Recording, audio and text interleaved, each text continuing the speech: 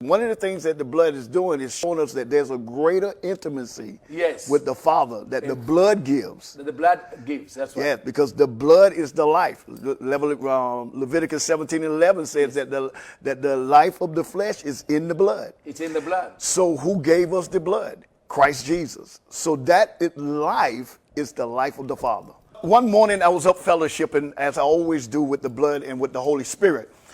And this morning I was up fellowshipping, and the Holy Spirit said to me, I want to unlock to you the mystery of the blood and the water. And I immediately thought about John 19, verse number 34. It says, when the soldier came and pierced Jesus in the side, it said, out came blood and water. And so the Holy Spirit says, I want to give you the mystery of this, because you need to understand that the blood itself is the life of God. But what was the water? And so immediately the Holy Spirit took me to Ephesians 5, verse number 26. It said, that he might sanctify and cleanse it with the washing of the water by the word. So when Jesus unleashed, when the blood and the water came out, it was an invitation of the life of God and the word of God restoring mankind to his original state. So the word of God is the water. So the Holy Spirit began to show me that now when you go into fellowship, I want you to now enter into the fellowship with the word. So this is what the Holy Spirit said. I want you to set a different place for when you come to the word of God, enter into the fellowship with the word of God. And then when you finish with the word of God fellowship, enter into the fellowship with the blood. So this morning, next morning, I got up and I began to fellowship with the word of God. And then the Holy Spirit says, tell the word of God to wash you. And I said, word of God, wash me. And that morning, Dad, the word of God began to shower upon me as it was cleansing me. Jesus. And when it began to cleanse me, there was a release from me as if I was being washed from some things that the word of God can only wash. And then as I began to ascend up to go to the blood, the word said to me, I'm not finished with you.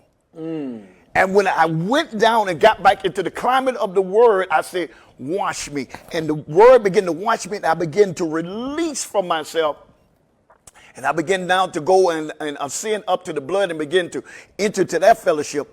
And that day, I began to seek understanding. And this is what the Holy Spirit broke down to me and said to me. I want you to look at it this way.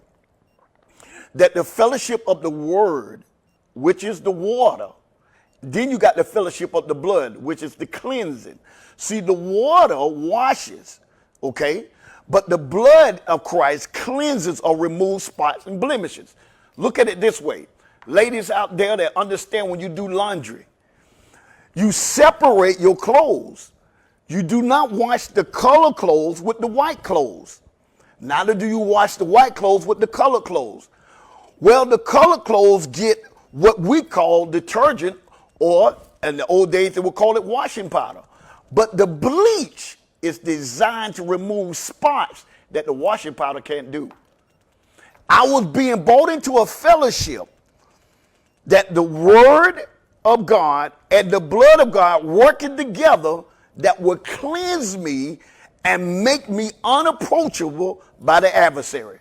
And today, that's what the word of God and the blood is designed to do with you.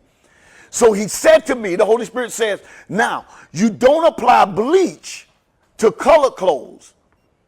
Because if you apply bleach to color clothes, then you would tend to damage those. So therefore, the word, which is the water that came out of Jesus, it has a purpose along with the blood. And these two moving together, moving in your life, remove things and causes you to move into the arena where Jesus said to the disciples, depart from me for a little while. So when the adversary come, he find nothing in me. This is what the Lord is bringing us into now. This is what the Lord is reaching for those who will enter into this fellowship. Those that will enter into. So you have to understand that when Adam left, he didn't just leave the Father, he left the Word. He left the Word that God put in place for him to obey. That's why in Isaiah 53:6, he said that we all have gone astray. See, he left the Word. So when Jesus was pierced in the side and out came water and the blood, it was God saying to mankind, come back to the Word that you departed from. Now submit to that Word along with the blood, and it will restore you to your original status where the adversary cannot approach you and come with anything that the iniquity gives him legal right to approach you. Therefore, when you submit to the fellowship of the Word, which is the washing, and the blood, which is the cleansing, the adversary has no approach, has no way he can corner you, because now that the Word and the blood has now worked together to create a Son of God that is unapproachable by the adversary. This is the hour that we're in now, that fellowship demands us to understand the mystery of the blood and the water. So when Jesus released that, he was releasing the Word and the blood. Why? Because both of them created you. Because the Bible in John says, in the beginning was the Word, and the Word was with God, and the Word was God. Revelation 13:8 says that the Lamb was slain before the foundation of the world. So when Adam sinned, when Adam participated with iniquity, he moved us from the Word and moved us from the blood. Now is the generation that shall return us back, but we return by what we left, which is the Word and the blood. This is that hour, Dad.